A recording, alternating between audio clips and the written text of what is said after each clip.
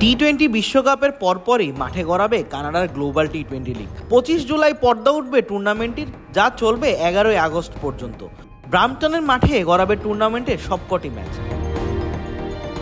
গেল আসরে Montreal টাইগার্সের jersey গায়ে জড়িয়েছিলেন সাকিব, এবার তিনি দল বদলে গিয়েছেন নতুন ঠিকানায়। প্লেয়ার্স ড্রাফটের আগে সরাসরি চুক্তিতে সাকিবকেই প্রথম দলে টানে বাংলা টাইগার্স মিসিসাগা ফ্র্যাঞ্চাইজি।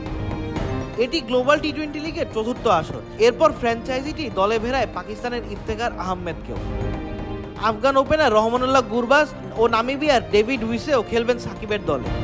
অন্যদিকে সাকিব ছাড়াও বাংলাদেশের আরও দুই ক্রিকেটারকে দেখা যাবে আসন্ন এই লিগে। তারা হলেন রিশাদ হোসেন ও মোহাম্মদ সাইফুদ্দিন। মন্ট্রিয়াল টাইগার্স দলে ভিড়িয়েছে সাইফুদ্দিনকে, অন্যদিকে টরন্টো ন্যাশনালস ড্রাফট থেকে দলে নিয়েছে লেগ স্পিনার রিশাদ হোসেনকে।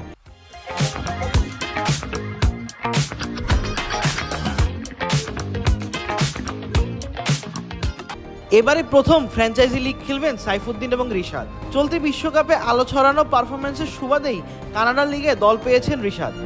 তরুণ এই লেগ স্পিনার বিশ্বকাপের সর্বোচ্চ উইকেট শিকারের লিস্টে আছেন সেরা 10-এ। এখন পর্যন্ত 5 ম্যাচ খেলে তিনি নিয়েছেন 9 উইকেট। রিশাদের সঙ্গে টরন্টো ন্যাশনালসে আরও আছেন Shaheen Shah Afridi, Rassie van der Dussen, Mohammad Nawaz ও কলিন মুন্ডোরা। অন্যদিকে সাইফুদ্দিন মন্ট্রিয়াল টাইগার্সে সতীর্থ হিসেবে পাচ্ছেন Tom Latham, Chris Lynn, Sherfane Rutherford, Azmatullah Omarzai ও নাভিনুল হককে।